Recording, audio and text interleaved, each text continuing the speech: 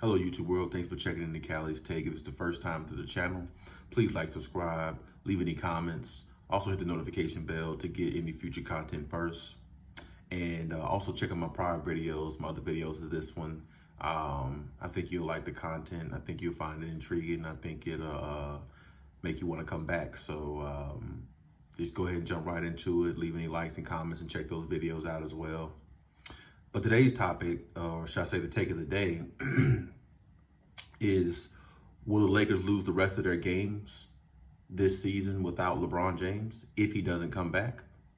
Now, when I say that with knowing this.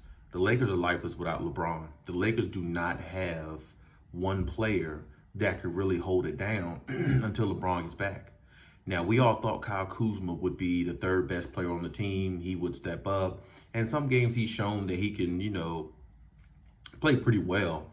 But he's not playing good enough to be the third best player. And what I mean by what I'm saying right now is when you look at if he was the third best player on the team right now, with LeBron and AD down, he should be carrying the load of scoring 20, 25 points a game, helping his team win some games, and keeping them afloat. Because that's basically what it's all about, keeping the Lakers afloat until LeBron and AD come back. Because when they do get back, I expect them to be a powerhouse team the way they were before they left, or just like last year in the bubble. I expect them to be the same way. Now, will they win the championship? That's a whole nother story. It's hard to repeat. A lot of people, a lot of fans out there, they don't want to admit that, but it's really hard to repeat. It's not easy at all, because if it was, a lot of teams would do it. And the fact that a lot of teams haven't done it in history, it's just not something that happens a lot. And I definitely understand the fact of, Lakers fans thinking that their team can do that. But the only way they can do that is if they're completely healthy, of course. And I don't care if LeBron is there without AD or AD is out without LeBron.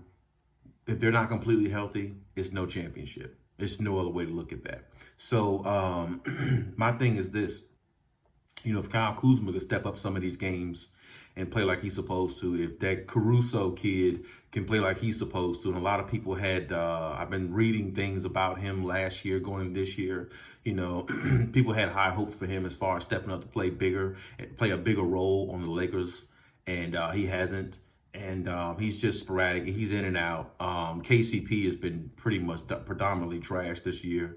I definitely think the bubble and all that came with it helped him play to the level that he did, because that's the only time he's ever played that level. And, the team last year was different too. Rondo being in there, you had more size in the paint.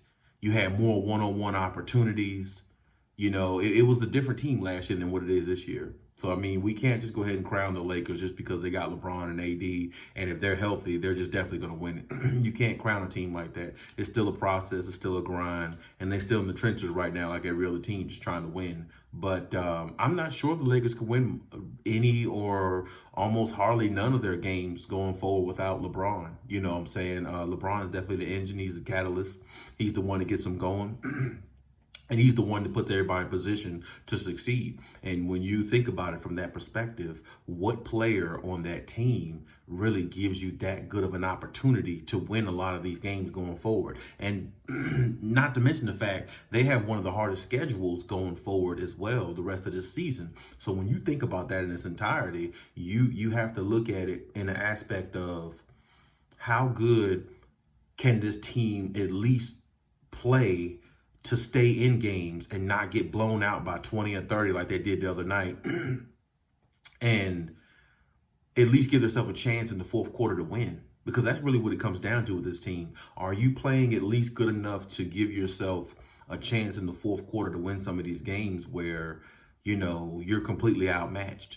And this is what I talk about in one of my other videos where I was talking about the Lakers. You can check it out, where I say something in regards to like, hey, the Lakers need to play with more effort. If you don't play with effort, you're not going to win. I said the same thing about the Clippers as well in one of my other videos. You got to play with effort. If you're not playing with effort, if you're not understanding that you have to go out there and be the best you can be to win these games, you're just going to lose. Even with LeBron James on the floor, he makes up for a lot of things, but he can't make up for effort. So if this team doesn't understand that effort is what they need to be focused on more than anything else, especially at this point, now that you don't have LeBron James to, rely on or, just have as a resource to, rely on and just, in late games, you have to figure out and realize it's not going to be easy without him or AD, but you can manage and win some games. I'd say in a 10-game stretch, them going 4-6 or, something like that is a good thing if they can do that. And I'm not saying that that's a good record because I think they went 4-6 with LeBron James when AD went out. But what I'm saying is they were in contention and winning some of those other games with LeBron on the floor just because of his impact. Now that he's not there, can you at least stay afloat in these games from the first quarter to the fourth quarter to give yourself a chance in the end of these games to win? And that's pretty much what it comes down to. Now, will they lose the rest of the games? I think they'll win some games, maybe by default, by accident, whatever you want to call it.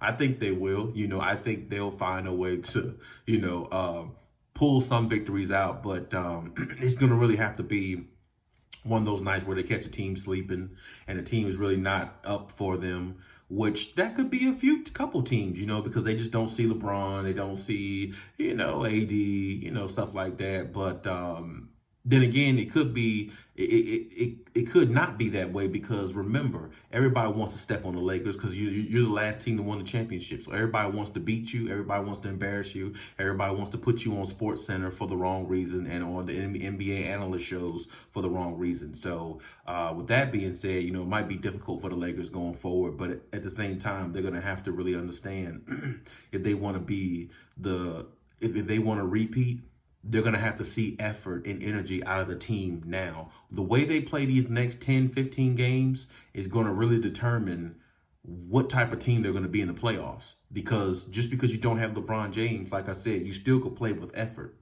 And LeBron and AD is looking at y'all on the Lakers. Are y'all going to play with effort? Are y'all in most of these games? Or are you down by 30 to the start of the fourth quarter and don't even have a chance to come back? That's what championship teams are built off of. Can you be resilient even though your superstars isn't there? Can you at least put up a good fight some of these games? Nobody would probably care if they went 0-10 out of their next 10 games if they lost all 10 games by 3 points or less or 10 points or less. Nobody would care because everybody would just be like, they would just say, oh, okay, when they get LeBron and AD back, the 10 games they lost by 10 points or less, they win 90% of those games with LeBron and AD there. So really it's going to make a difference, in the team just to see how they respond. And I definitely can't wait to see exactly what they do, going forward. But that's my take on it. So let me know what your take is. Leave any comments in the comment section. And let me know what you think on the situation because I'm not seeing the Lakers go too far without either one of them. But personally, I don't see them going too far if AD is out too long either. But without neither one of them, it's very possible they might lose 99% of their games and lose them by a huge margin if they don't play with effort and they don't play like they really care or give a damn about the organization and the team and, all that they did last year in the bubble. And even though a lot of people might put an asterisk by that championship in the bubble, they won it. Plain and simple, they won it. So, hey, Lakers got to play hard, they got to play smart, and they got to play together because right now, this is almost panic mode for them. And trade deadline's here, so if the team sees you're not giving effort, like the other night, losing by 20, 30 points, to the Pelicans, I think, your number might be called where you get traded because they just don't see the effort in you. So, it's a lot that goes on with that. It's a lot that comes with that right now and big responsibility for a lot of the other guys on the team right now. So we'll see how it goes and we'll see if they actually, can stay afloat.